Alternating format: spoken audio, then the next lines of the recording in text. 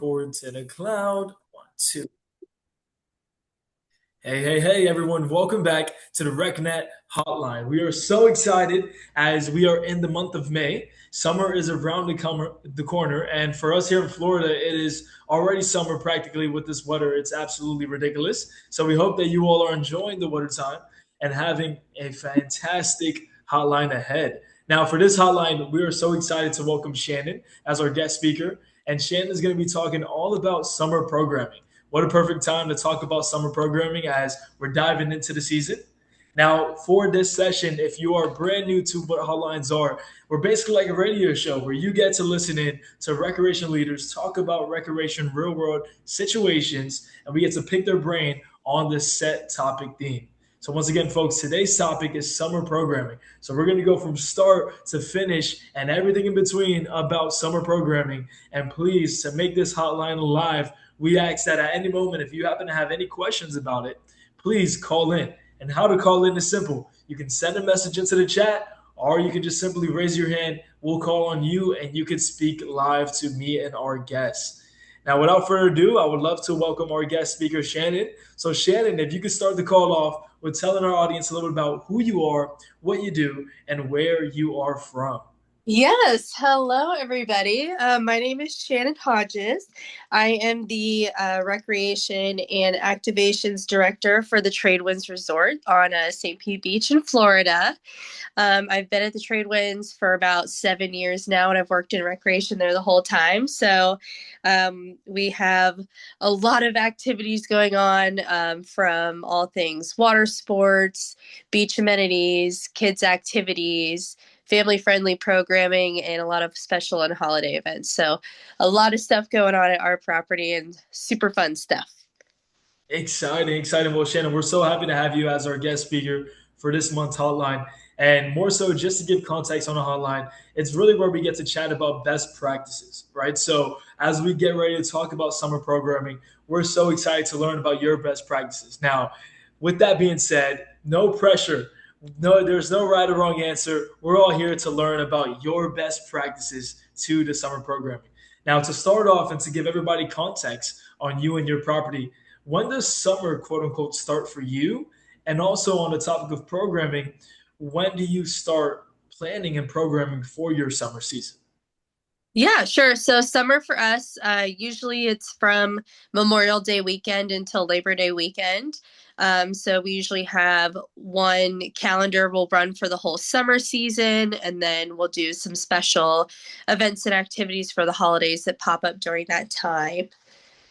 Exciting, exciting. We all like to say Memorial Day weekend is the unofficial start to summer, where we go Oh, up with a bang and then we go all the way up until Labor Day. So perfect comparison there. Now, when you talk about planning, right?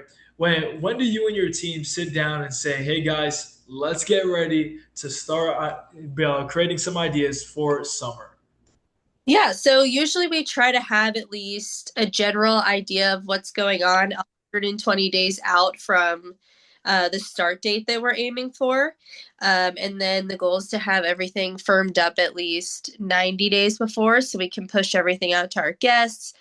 We work really closely with marketing. Luckily, at my property, I have an in house marketing team.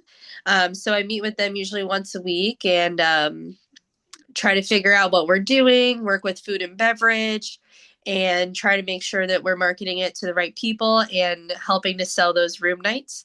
And then making sure, usually our audience likes to see their activities pretty far in advance. So we try to get it out as quick as possible.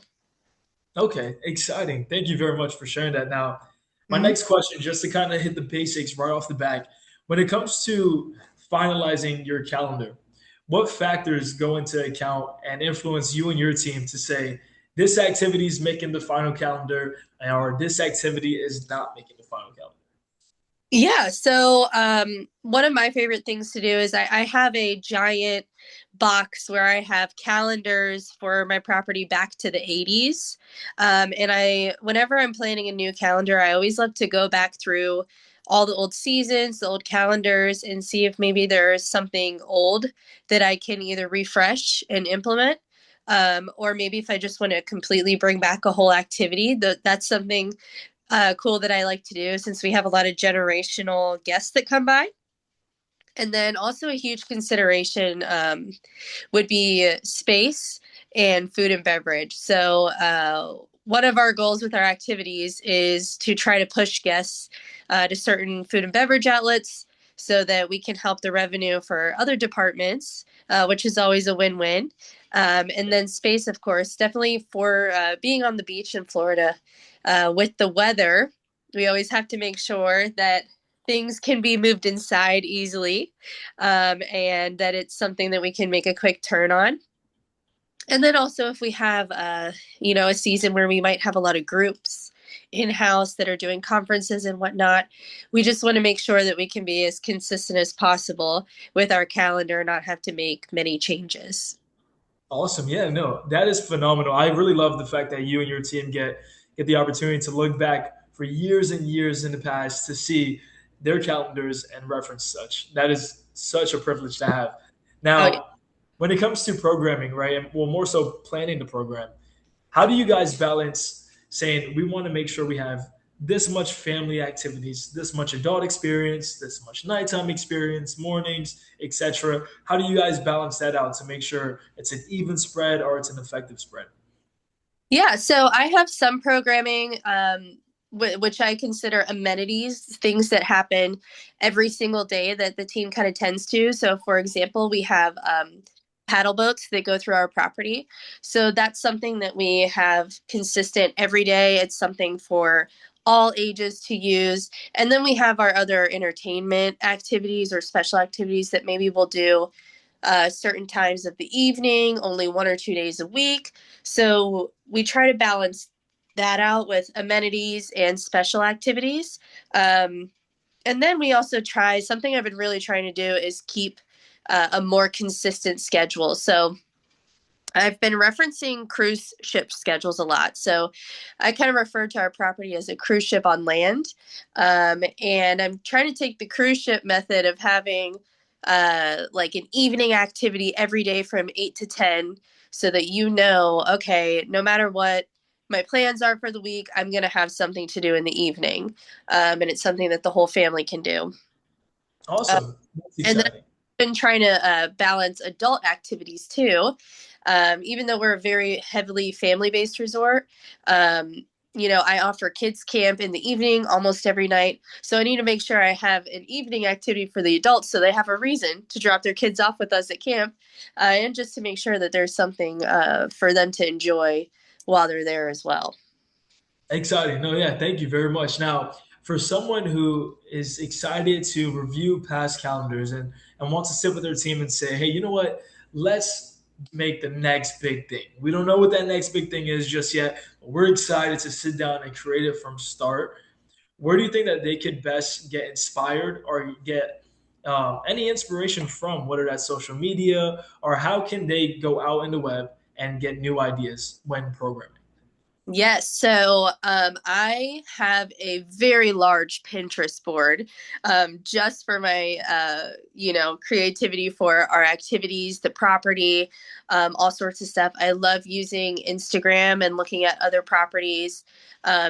Maybe something that a property is doing, you could take aspects from what you see them doing and implement it to your property.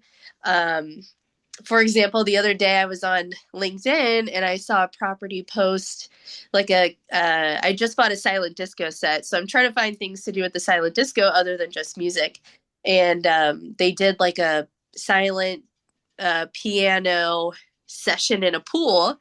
I can't really put a piano in a pool, but it would be gorgeous if I put it on the beach and you can watch the sunset. It's a whole sensory experience.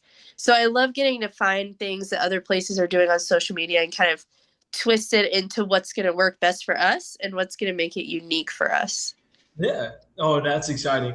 I think social media is one of the biggest advantages that we have to date.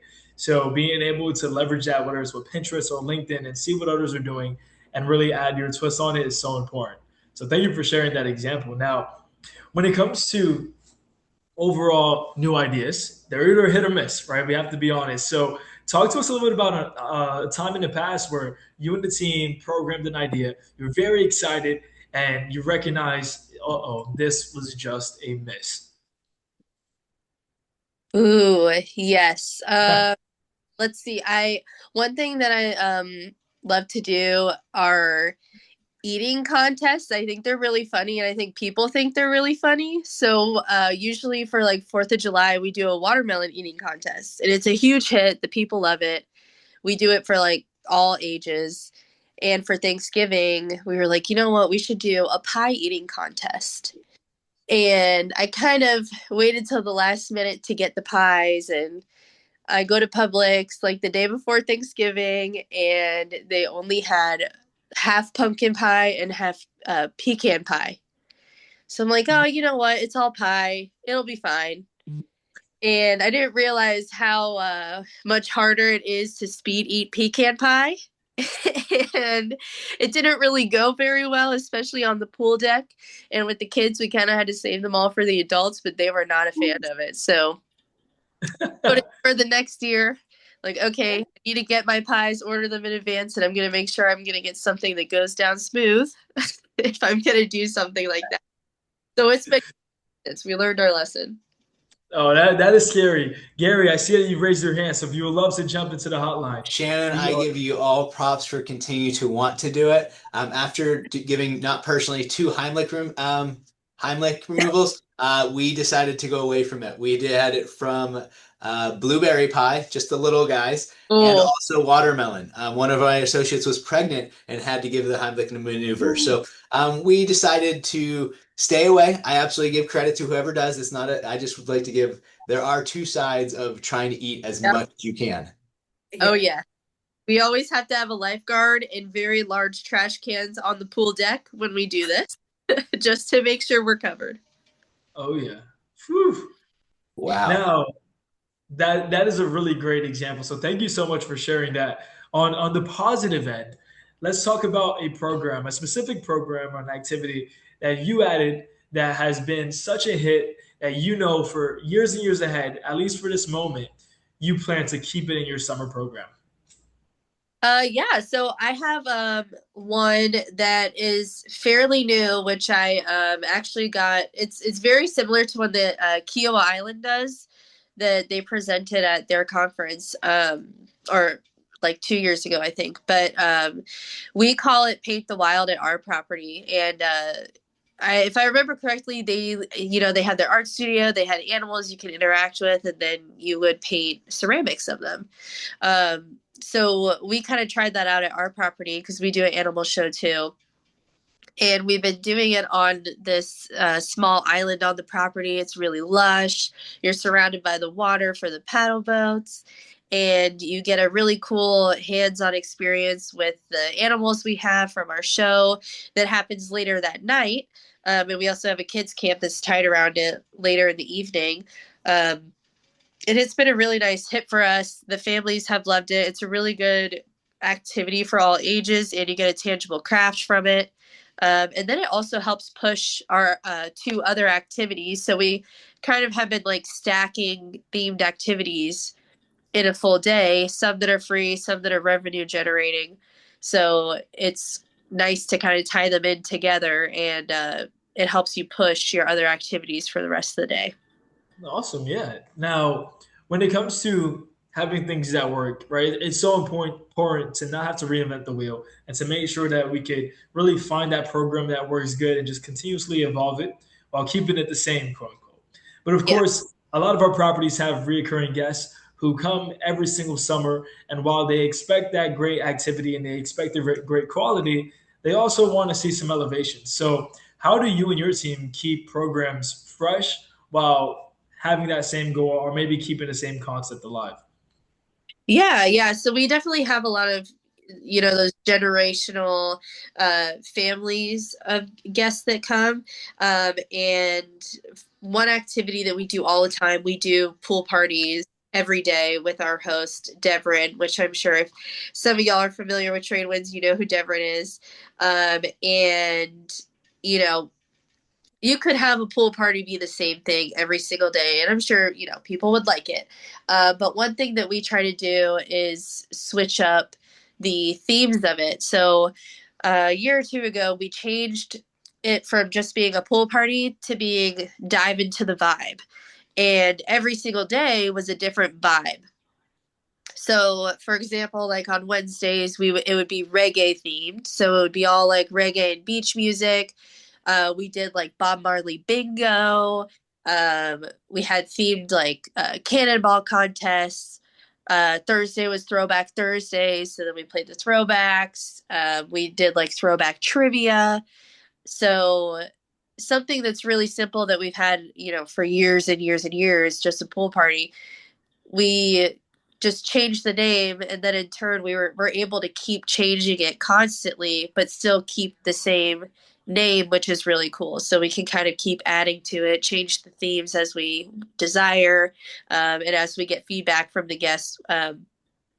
Luckily, we kind of get to track our feedback every single week from the guests. So that's something that I go through every week. And, if I'm getting a decent amount of feedback on something, I definitely want to change it and kind of cater it more to what they're saying and what they're looking for. So that's kind of a nice way we've been able to change something we've had for a long time, but still have flexibility with it. Yeah, well, such a great example. Thank you very much for sharing. And I love that you mentioned themes because I kid you not, our next question in line is we want to pick your brain on if you believe themes are important when programming. So obviously, I think you're a big fan of themes. So if you could share with us a little bit about why themes are good when developing a summer program. Yeah, so another example, something new that we added for spring, we just got those silent disco headphones. And kind of on that same track with how we're trying to do more of like cruise ship scheduling, we're also kind of trying to do those theme parties to try to get people to dress up more. And then also it has a retail component for it as well. So another way you can make some revenue while just doing a free activity. So our silent disco party, we do it every Friday night. And it's called Decades Silent Disco. So each channel is a different decade, and we encourage the guests to dress up for it. They don't have to enjoy the activity, but you can. Our team members dress up.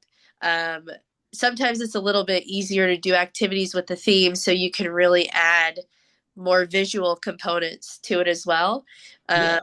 And then we can also sell themed items. So if you forgot your costume and you see us dressed up and you want to be dressed up with us, don't worry, we have stuff that you can buy so you can be on theme. That's exciting. That's perfect, right? And it drives extra revenue there too. So great opportunity there. Now, I am also a big fan. I think themes are so important. It also gets our internal teams going on, being able to dive into a day outside of the norm. And I believe a big part of making these themes come to life is partnering up with some vendors that we may have, right? Whether that's a vendor from F&B or a vendor that could assist with the overall entertainment. Today's call, we have a very important person. We have Lee, who is the president of Hulu Entertainment. And I want to pick Lee's brain here if Lee's on and talk about how a entertainment vendor can be able to take a request of a theme and bring it to life. So Lee, if you have the moment, we would love to hear from you.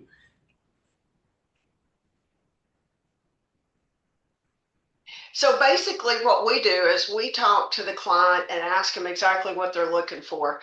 We like to get all the information we can so when we start calling people, we have an idea.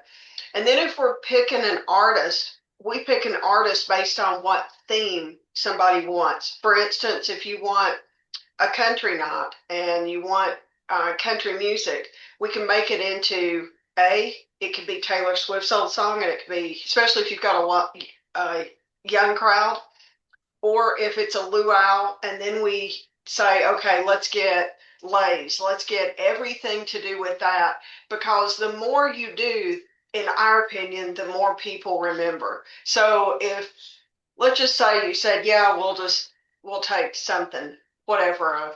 So let's use silent headphones because we do that a lot. And if you want something to go along with it, because we do, and Shannon, I don't know if you do this yet, but our meditation, if people want meditation, obviously it's more of a Zen where you've got candles. And even if they're not real candles, they're electric candles. So you've got something, and bring it into where it's quiet and it's darker, and unless you're wanting to do yoga with it, and do it by the water. So if you're lucky enough to be by the water. But we look at all that and like to have, we even have a sheet when it gets big enough where we send it to the client and say, can you complete this? And it's got all kinds of details. So we bring everything in. And some of the people we work with have a small budget. Some of the universities literally go down to their final penny at their, because if they don't spend it, they lose it next year. But they'll spend every penny, and they get very creative with what they can do. They may have stuff in their cab or SAB office, and they can put some things together. And a lot of times we get clients that ask us based on what they have already. So we work with them to bring them the entertainment for that, that it matches, because you don't want a very slow singer or a DJ that isn't really DJing, because I've run across that today. And you want people that are really active if you're going to have some kind of theme. If it's going to be a disco theme, you don't want a country artist up there singing, or you don't want a rap artist. And I've got every kind of artist you can imagine. Well, I do not. I don't have metal. I'm not a metal fan, and I can't listen to it. So I'm out. I don't even want it on my roster. So there's certain things I don't do. But we think it's way more fun if we get to work with people that want a thing, because for us now, we get to have a good time instead of just booking somebody. So hopefully that answers it. Yeah, no, thank you very much. And that's so exciting. And it showcases the level of care from the vendor side. And that's what we look for from the operation standpoint. Me personally, I would love to partner up with someone who's equally as excited for the guest experience rather than someone who just wants to send us anybody, right? So being able to be so flexible and cater to a theme, Lee, is so important for us. And we appreciate you and your take on that. Thank you very much for sharing. Now, Shannon, I want to switch back over to you. And we've talked a lot about programming so far. I want to dive more into the internal side of programming when you, as a recreation director, get to talk with the team, right? So, more so when being able to create a concept, how do you guys get your team involved? Whether that's the supervisor team, an entry level team, an F&B team, or anyone to talk about programming for the summer ahead. Yeah, so with the supervisors, I think something that's really important for them is showing them the opportunities for them to move up and grow their career. At my property, a lot of our supervisors kind of just find the job, and they're not necessarily in the recreation field, or they're in something similar like city recreation, but they don't really realize what we have in resort recreation, which is just something really unique and special. So I really like to give them the opportunity to come up with their own activities or have ideas, and I'll help them build that up and kind of learn. Like, I want to help them learn what they have to think about when they're implementing new activities, how to do budget, how it works with the other departments, how we're going to promote it, who's going to work it. So I think that's really important for them. And I think it's really cool for them when they get to see their activities come into play and their ideas. And that also helps motivate them, which then they also help motivate the team. Indeed. For the team members that are executing it, we're kind of lucky that, at least at our jobs, our job is to have fun and make sure people have fun. So for their activities, we really like to make sure that they're involved and that they're having a good time. So, you're not just running a kids camp during the day where you're babysitting. You're doing the activities with all the kids. If the kids want to go on the water slide with you, you're going on the water slide with them. You're going to have a good time. So that kind of helps sell it for them. If they're having a good time, it helps them make sure that other people are having a good time. Oh, yeah, nice. Now, on the topic of the team, right? For example, to take it back a little bit, let's say we just finalized the summer program and we're excited to roll it out and get it going in a few months. For a director who took so much time to finalize, to buy the supplies and get ready, that program is going to be close to their heart. So they're going to be excited to see it executed extremely well. And in order to do that, we need to be able to train the staff to understand the concept and to do it to the level that's inside of our brains, right? So talk to me a little bit about how you guys get a chance to finalize the program and then show it to your team and train the team to get it ready for a rollout. Yeah. So once we kind of have a pretty set concept and idea, we'll start making our SOP for the activity. We'll kind of do it with the supervisors, run it through them, make sure it makes sense coming from us. That it makes sense to them what the point of the activity is, who the activity is for. Do you have to register and how do you check that? How do you take registrations? How do you take payment? All of that kind of stuff.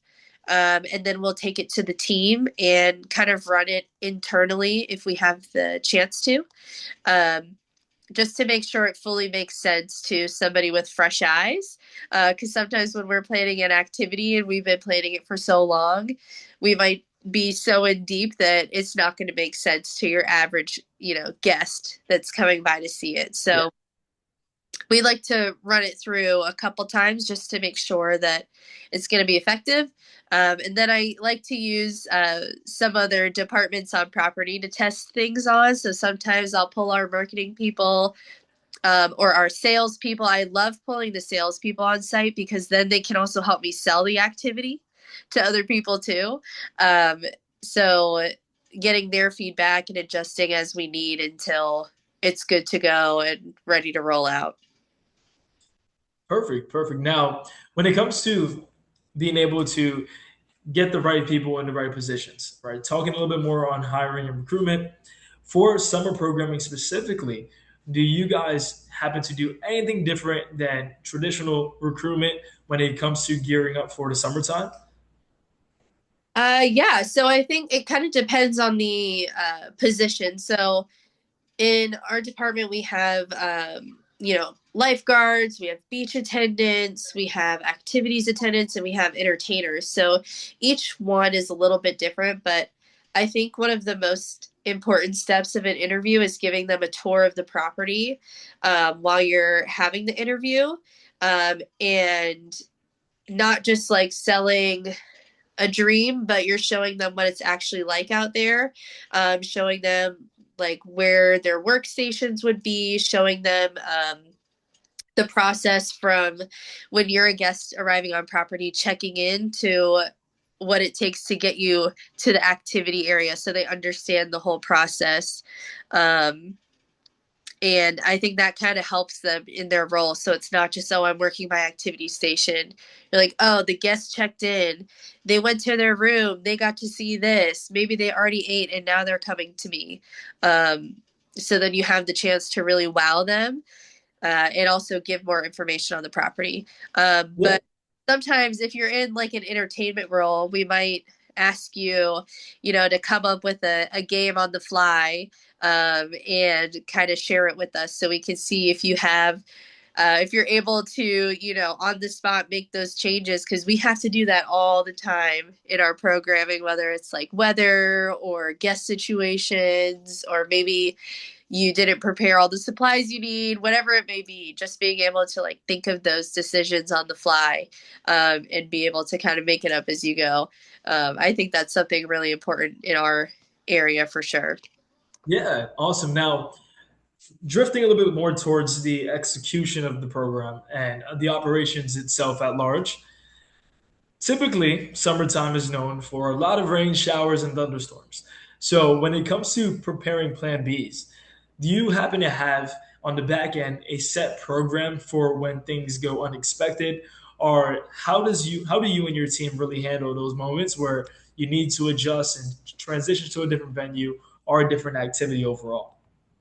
Yeah, so we try to not cancel any activity that we have on the schedule.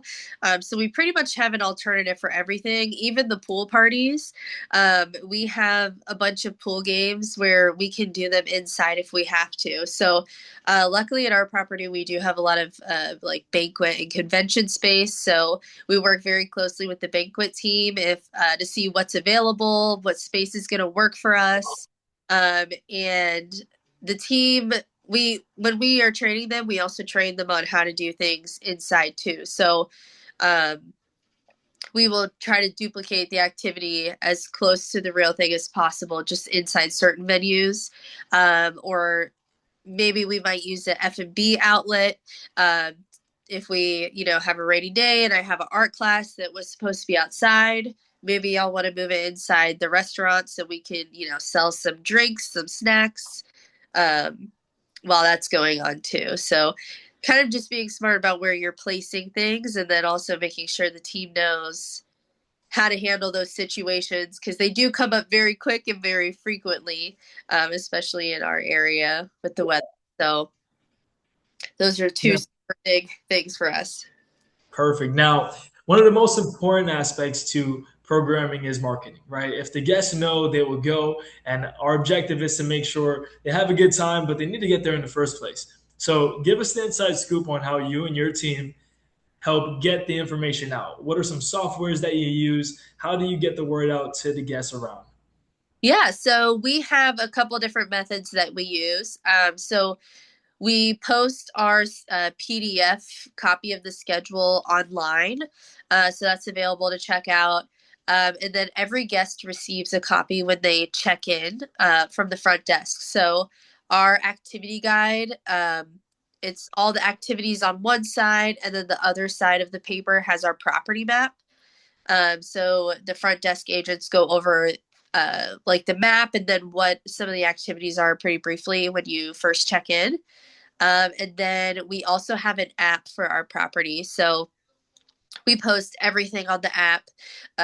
So you can check through, like if you just want to see the PDF, you can, or you can check through each day and there's more details about what each activity is. And then we also use a platform called Way for all of our reservations. So Way is really nice. We've had it for about maybe a year and a half now, but it's really nice if you use vendors at your property, and if you have a lot of paid activities going on. So you can set it up with your room charge. You can take credit card on there. You can take cash if you want to. You can kind of use it as a POS replacement if you'd like. But what's nice about it is it directly links to our website and app. So it's seamless. It doesn't take you to like way.com. It's just our website and it's all integrated, which is really nice. So the guests don't have to take a lot of extra steps to book an activity. Because sometimes when you have an activity on there and you have to go through all these different websites and a website might look a little sketchy and you got to put your credit card in, they might just say, oh, never mind. I don't want to do it that bad. I'll skip it. Exactly. Yeah. No, and thank you very much for talking about Way, as that's exactly what I was looking for there is to give us as recreation leaders an extra idea or example of what software we may want to invest in to help us out. When it comes to just overall impact, we obviously look at satisfaction, we look at numbers, and we look at many different things. So, from your perspective and your team's best practice, when you're thinking about the overall impact of your summer program, what do you look at? What do you compare to recognize if it's a success? Sorry, or if things are not going too well? Yeah, so definitely monthly budgets. I get daily reports of our revenue as well. So I track all that pretty closely. So sometimes I might play around with pricing on things. So if an activity, it's maybe not consistently full all the time. I might adjust the price a little bit to see if that's a friction point. For example, our kids camp programming. A couple years ago, for a while, we were not selling our kids programming, and our price was, I think it was like $100 per kid for a 4-hour evening session. So I changed it to $40 because I noticed we were getting a lot of families with a lot of siblings, and they might not want to spend $400 on childcare for 4 hours in one night. So we dropped it to $40. Um, so we were just barely making money on it, but since we've changed the price, it has been consistently sold out almost every night we do it. So our spring break season, we were at the point where we had so much demand for it that we had to add more counselors and add more sessions just to, keep up with all of the folks. So sometimes you kind of have to play around with that price point and think about how much they might be spending at your property already. Because if I can sell a kids camp for $40, maybe that's not much revenue for me, but they're going to dine on the property and spend maybe $200 on dinner. So it's just finding that balance, with what's going to make it work and keep it steady. Yeah, for sure. Now, diving into a new topic, and this is where we get a little bit of fun, right? I want to talk about some trends in the industry and some trends specifically when it comes to the summer programming, right? So, off the top of your head, what are the hottest activities out right now? Hot, literally for the summer. But what are some trends that you're seeing that are such a hit for summer programming? Talk to us a little bit about what those activities entail. Yeah. So, well, one big thing that I'm kind of dealing with and looking through right now are fireworks. So, we always have fireworks on our beach for the summer holidays, but it's turtle season right now. And there's kind of a lot of issues with the city right now with giving out firework permits. And that's a huge draw for us, especially for like the Memorial Day, 4th of July, and Labor Day parties. So I'm looking into drone shows and seeing if it's, affordable for us, if it's going to have value for the guests, if it's something that they're interested, if any other properties are doing that. So that's one thing I'm looking into. And then we're also trying to add more activations and experiences. So we're working with a lot of our partners to try to add more special activations. So another one for the summer holidays we're going to do an adult pool party for Memorial Day called Red, White, and Boozy.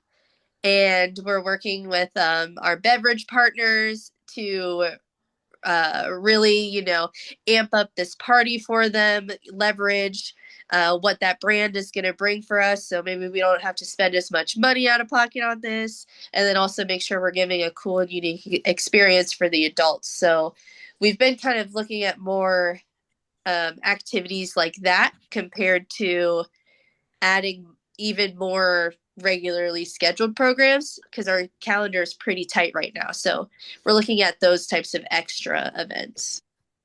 Nice, nice. Now, when it comes to our guests, in your opinion, what are some expectations that you think the guests have now that they did not have 5 years ago when it comes to activities and experiences?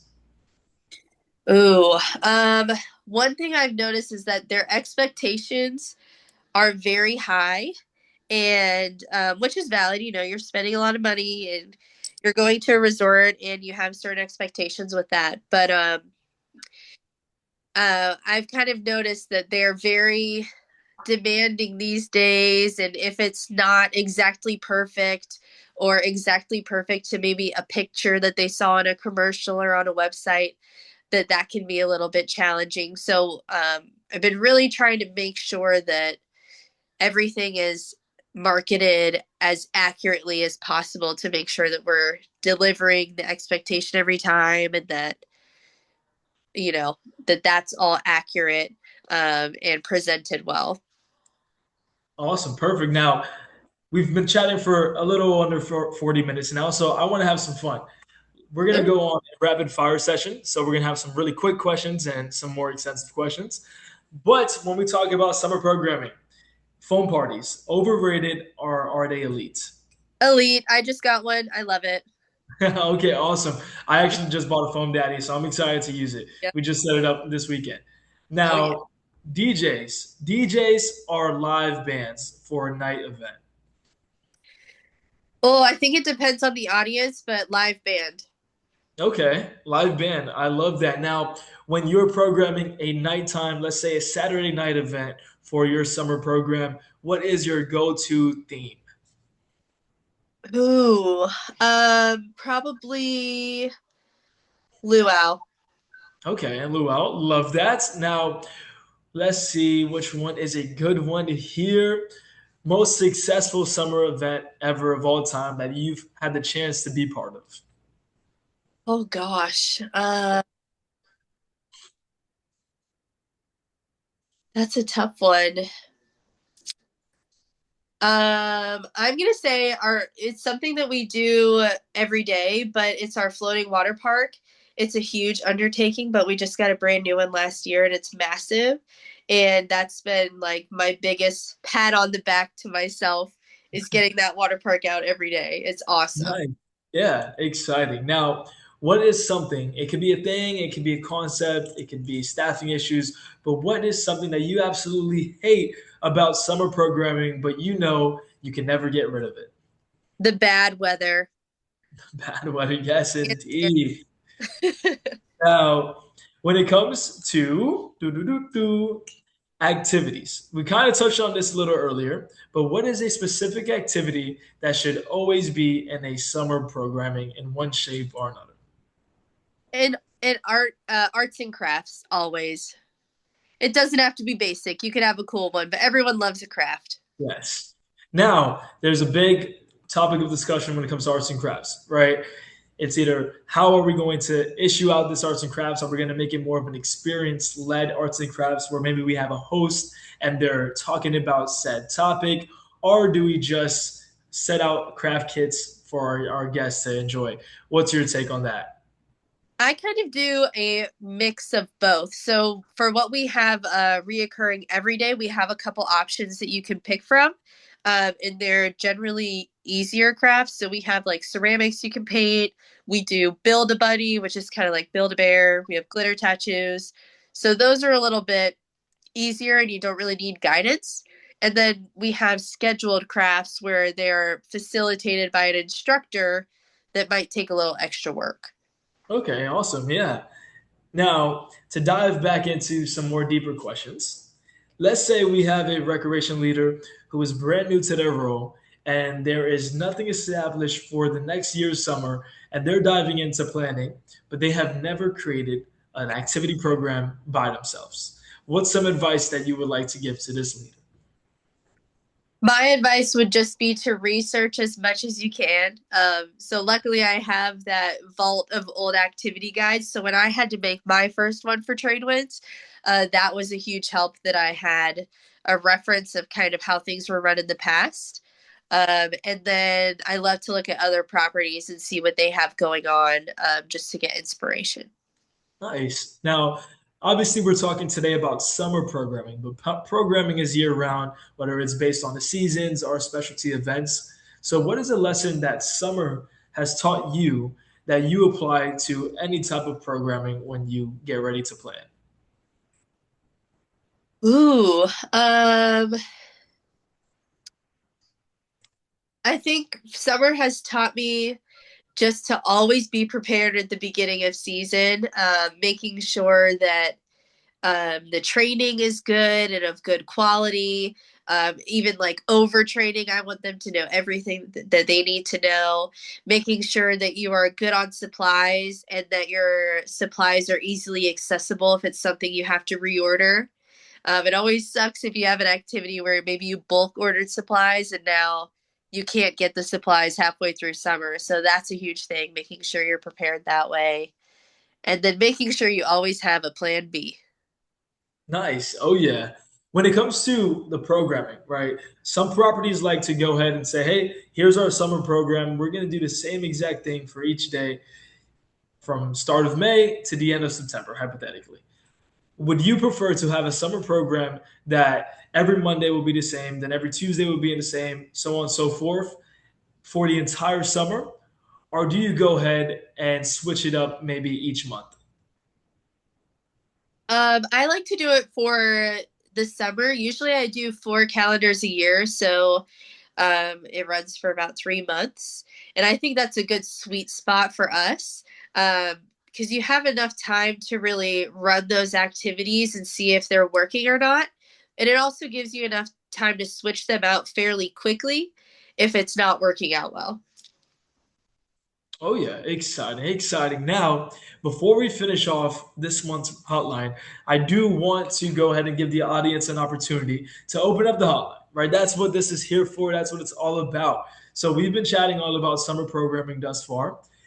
Ladies and gentlemen, if you have any questions or anything that you would like to pick Shannon's brain on when it comes to summer programming, please feel free to call in. And once again, you can call in by answering the question into the chat or raising your hand, and we'll get to you and you can chat with us live.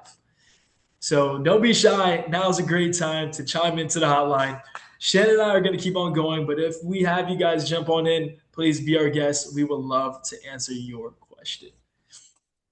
But when it comes to the next question I have for you, Shannon, summer programming is amazing. It's one of a kind. It's really the peak for a lot of properties, but sometimes it's not everyone's favorite. So, do you happen to have a favorite season that gets you and your team excited and going when it comes to programming? Spring break is probably our favorite season, because we get to bring, all the water toys out. The weather is the best during spring, so we usually don't have any rain. So every day is pretty much a perfect day for us, which is just the best. It's great when you have, when you're going from winter and not having that many people on property to having the sun out, all the kids are back, all of your fun programs are back, and you just get to have a good time. And have a good time with like a fresh team, and get some new activities out. Yeah, nice. Now, when it comes to programming, just overall, whether it's summer, spring break, or fall, how do you and your team identify, yes, this is an exceptional program, or wait a second, this one's not really doing too well? Feedback from both the staff and the guests. So we track our feedback really every day. We in our morning lineup with all of the operations team, we track any in-stay surveys or feedback daily. So if there's an issue, we can fix it on the spot. But then weekly, we also track it and figure out what our top complaints or issues are.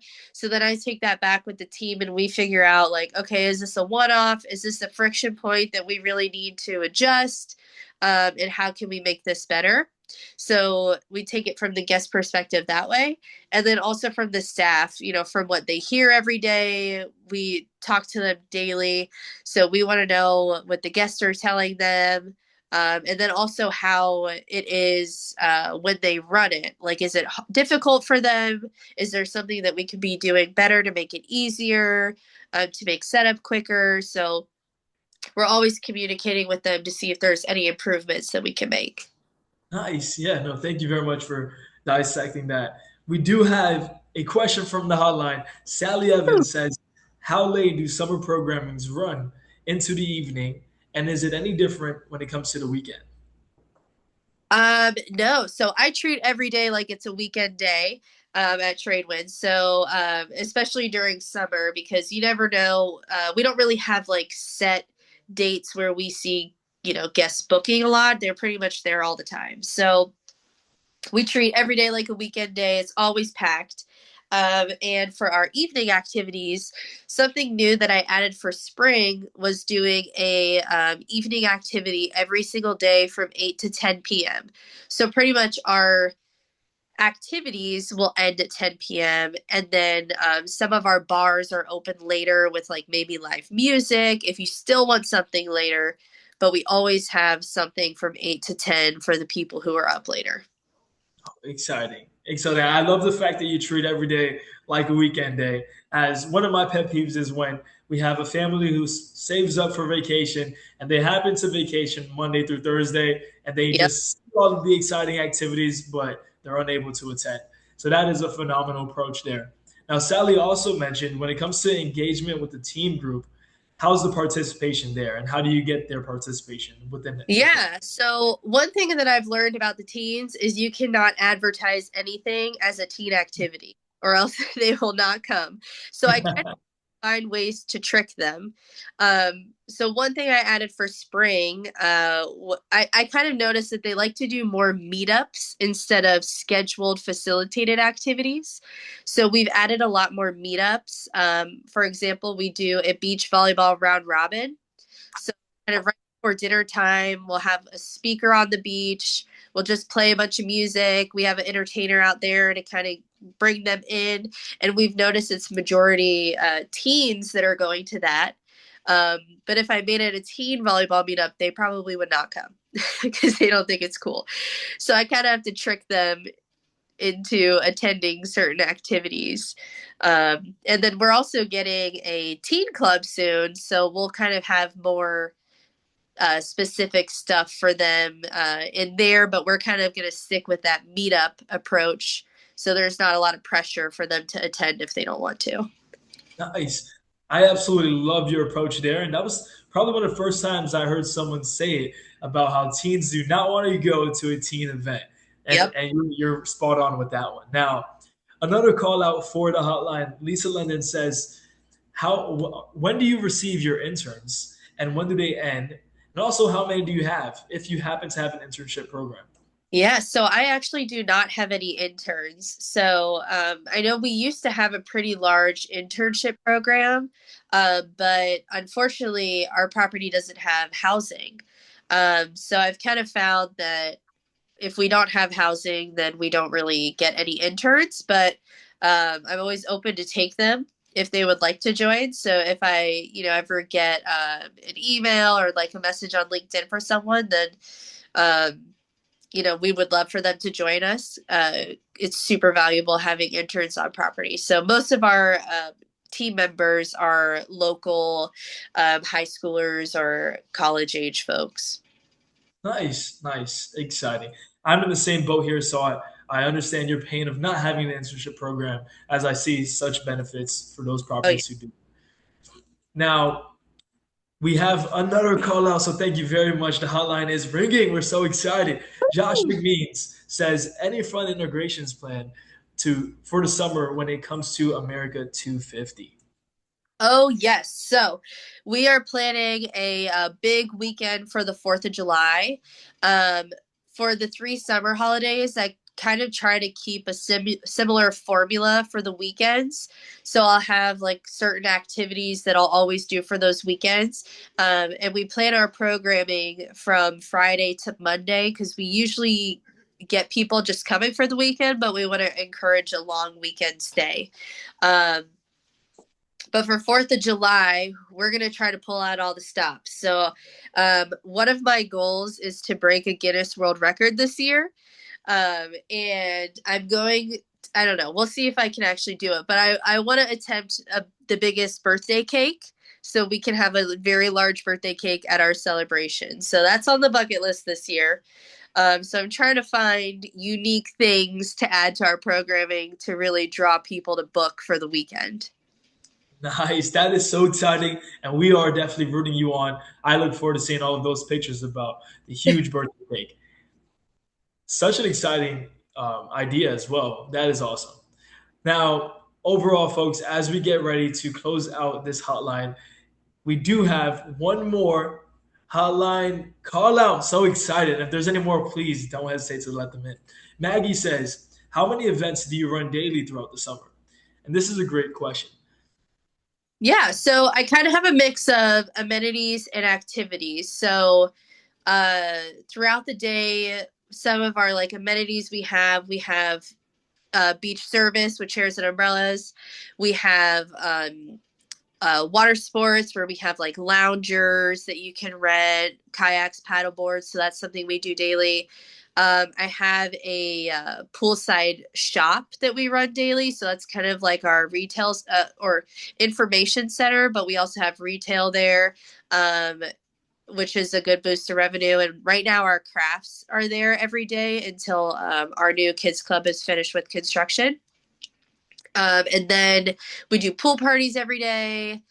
And then camp we usually do right now, since it's spring and people aren't really staying there every single day. I run camp Tuesday through Sunday in the evenings only. Once we have the kids club, we'll do day camp every day too. And then we do s'mores every single night. And then we rotate more entertainment style activities. So one night we have like a glow beach bash. One night we do the silent disco. We're adding in one night of a foam party. Um, we've added a comedy club. So we kind of try to rotate those things out. So there's something different to do every night. But there's so much going on during the day that you can kind of, you're not going to get bored. Like, you have a lot of options where if you want to do a beach day, you can do all the stuff on the beach. If you want to do a pool day, then we have all the stuff up there. If you want a chill day inside because you're super sunburnt, we have an option for that too. Awesome. That is great. And Shannon, thank you very much for sharing all of your best practices and insights when it comes to summer programming. As we all heard here, you have so many great ideas and so many activations going for you and the property. It builds us so excited to everything that you mentioned thus far. And for everyone on the call, thank you very much for taking the time to join us on May's RecNet hotline. Once again, this hotline is designed for rec leaders, by rec leaders, to just really get a chance to talk about the nitty gritties on said topics. And this month's topic happens to be summer programming. Quite frankly, summer programming is much more than just adding activities to a calendar, right? But it's having the opportunity to develop creativity and really build it out to a wonderful, unforgettable guest experience. And Shannon, once again, I believe you hit it right on the head, and you and your property definitely find so much success from just everything that you've said so far. So thank you for being our guest. You're absolutely amazing, and I look forward to chatting with everyone at this year's conference later in November. But more so, thank you for being a part of our meetup today. If you haven't had any questions, please never hesitate to reach us online, and feel free, I'm sure, to contact Shannon herself, and she would love to chat more about summer programming or just recreation at large. But thank you very much, everybody, and I hope you have a wonderful May ahead. Thank you. Have a great one.